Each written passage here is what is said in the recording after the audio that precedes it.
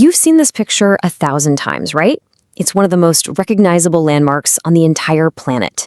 An absolutely immense sculpture of four presidents carved right into a mountain. But the story of how it got there, and maybe more importantly, where it is, well, that's way more complex than you might think. Shrine of Democracy. That's what its creator, the sculptor Gutzon Borglum, called his masterpiece. In his mind, it was meant to be this grand, awe-inspiring tribute to the ideals of the United States. And I mean, the sheer scale of it is just staggering.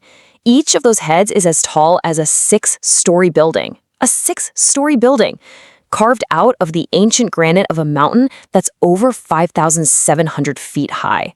It's a true icon of American ambition, for sure. But here's the thing. This mountain, it had a name, a history, and a sacred meaning long, long before those faces were ever even imagined. And that story, it changes everything. So let's back up. How did this monumental, kind of crazy idea even happen? Well, you might be surprised to hear that it didn't start with presidents or even with a sculptor. Believe it or not, the whole origin of this national symbol was basically a local tourism campaign. A state historian, a guy named Doane Robinson, just wanted to figure out a way to get people to visit South Dakota. And he thought, you know what? A giant carving will do it. And his original concept was totally different from what we see today. Robinson wanted to carve heroes of the American West. Lewis and Clark, Sacagawea, even the Lakota leader, Red Cloud. But the sculptor he hired, Gutzon Borglum, had much bigger ideas. Borglum argued that if they wanted national attention, and more importantly, federal funding, the monument had to have a national scope. It needed to represent the entire country. So, Borglum picked these four presidents specifically. Each one was meant to symbolize a key part of America's first 150 years.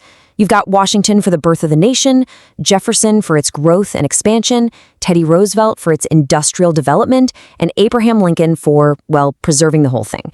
It was a really powerful story meant to be fixed in stone forever. So the vision was set, but now came the almost unimaginable challenge. How on earth do you actually carve a mountain? The process itself was just this incredible mix of brute force and fine art. Get this, a staggering 90% of the carving was done with dynamite. They used these really carefully placed charges to blast away rock with amazing precision. After that, workers would drill thousands of holes close together. They called it honeycombing to weaken the granite even more. And only then did the carvers, suspended by steel cables, do the final delicate finishing work by hand. Just let that number sink in for a second. 450,000 tons of granite, blasted and hauled away over 14 years. This wasn't just some art project, it was a massive industrial operation happening on the side of a cliff. And what's maybe most remarkable is the human element. You've got 400 workers dealing with dynamite, dangling hundreds of feet in the air, enduring crazy weather, and in all those 14 years of carving, not a single worker died. That's a truly incredible achievement. But now we have to get to the other side of this story, the history that was already there long before the first stick of dynamite ever arrived. To really understand the whole story of Mount Rushmore, we've got to ask a simple question. What was this mountain called before it was called Mount Rushmore? To the Lakota Sioux people, this mountain was known as Tunkashila Shakpe. It means the six grandfathers. It's part of the Black Hills, a region that is profoundly sacred and absolutely central to their spirituality. So for the Lakota, this was never just a mountain to be carved.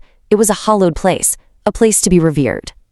And the act of carving the faces of U.S. presidents onto this sacred mountain is impossible to separate from a much larger and still unresolved conflict over the land itself.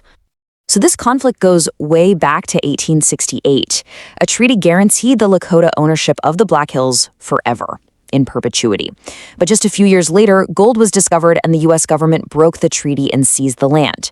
Then, in 1980, the Supreme Court actually ruled that the seizure was illegal and awarded financial compensation. But the Sioux Nation has consistently refused the money, which is now worth over $1 billion with interest. They don't want the money. They want the land back.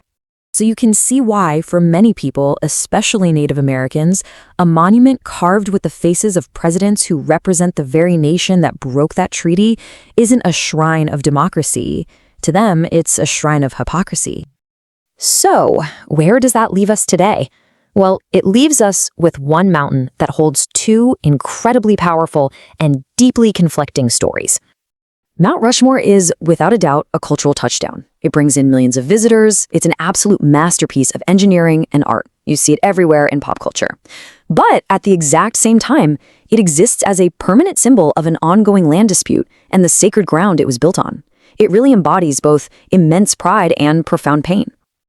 And so that's the ultimate question that remains, right? Is Mount Rushmore a monument celebrating the best of American ideals, or is it a permanent memorial to a promise that was broken? The answer, it seems, depends entirely on your point of view.